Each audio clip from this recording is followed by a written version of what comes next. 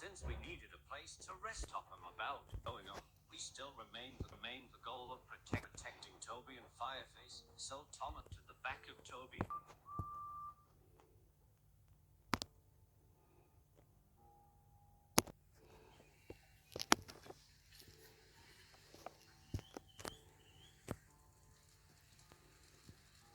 Luckily, we arrived at Tidmouth Shed safely, and Toby, Edward, and Thomas were tucked away in the sheds. We took some wood we found and made a bonfire outside, and the four of us gathered around it as Topham explained the answers to all the questions we'd been asking for a while.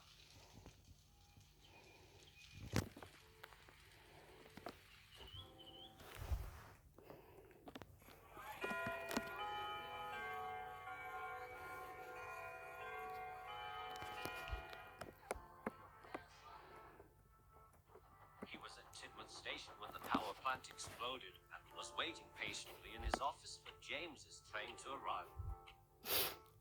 He headed out of his office at the sound of an engine's whistle, just in time to see James and Toby arrive.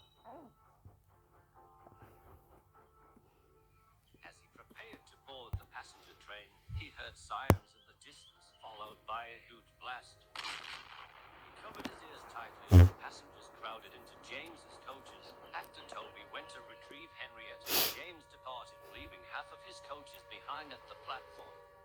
With nowhere to run, Topham prepared for the worst. His top hat was blown off of his head before he dropped to the ground, followed by a shower of shattered glass.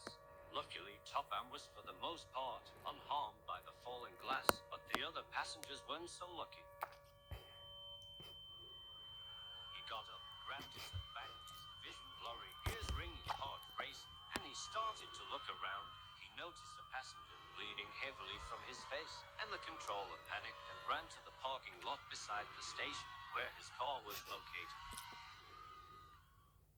He entered his car and he sped off in the direction of Tidmouth Sheds. All he was thinking about was the well-being of his beloved engines. He had to find out what or who had caused this and where his engines were located.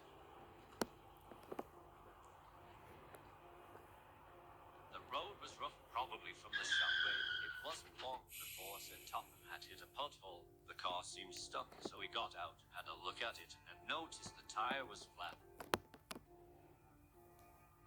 He was frustrated and worried at the same time. He wished that he hadn't left his spare tire at home. At this moment, he had no choice but to walk to a nearby workman's hut. It was constructed not so long ago. It took him a little while to get there, but he was happy to see it. He found food, water, a bed, and a flashlight. So Topham decided to spend the next 3 days in the hut while he was thinking and planning his next move.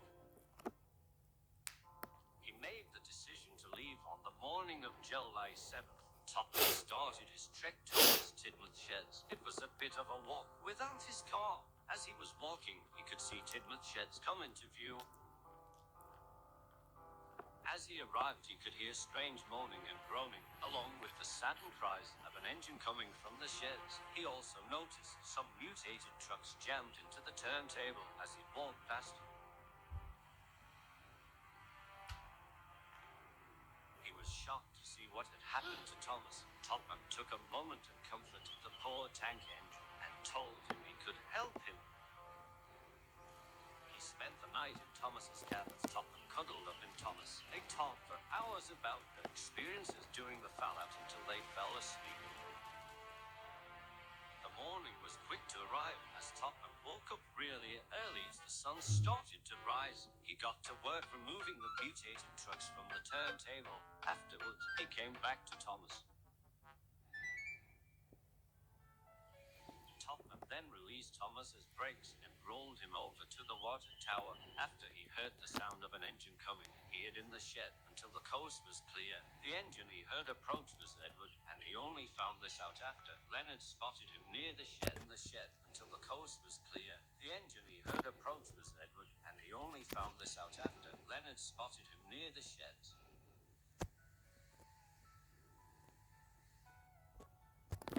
Topham then declared that he knew that this wasn't any ordinary accident. There was someone behind this, and he had a hunch of who it was. He didn't tell us, but did mention he had a spotty past with them.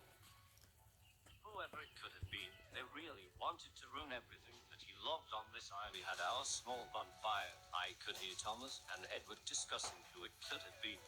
Maybe it could have been Spam Cam or Super Ed. Or even worse, D261. Diesel, but Edward told him that Diesel was sent back to the mainland years ago. It was nice seeing what Edward could talk to again. We've decided to get some sleep early, since we were going to try to meet back up with Henry and the others the next day. Despite everyone's chatty mood, Toby was silent, looking extremely tense. So much had happened in the span of an hour, it's insane. We woke up to Toby having an episode with Fireface, and he sounded like he was fighting for control. He was begging for it to stop and was able to roll himself back and forth, like someone pacing in circles while in deep thought. Something was going to happen, and I woke up the others. We stood back as Toby screamed in pain, his bell ringing continuously. He was at his breaking point. The voice inside of him were telling him to end it, that he was just a pile of wood ready to rot. Leonard lit Thomas's fire, and Thomas slowly puffed towards him. Thomas asked him what was wrong, but all Toby told him was to take care of Henrietta for him, and then it happened. Topham knew what was going to happen and sprinted towards the tram engine that had taken him out on his holiday trip all those years ago, but it was too late. Topham, Sidney, Leonard, and I watched in horror as the tram engine rolled back and dashed down the line as fast as he could, slamming his wooden body into the arm of the breakdown crane.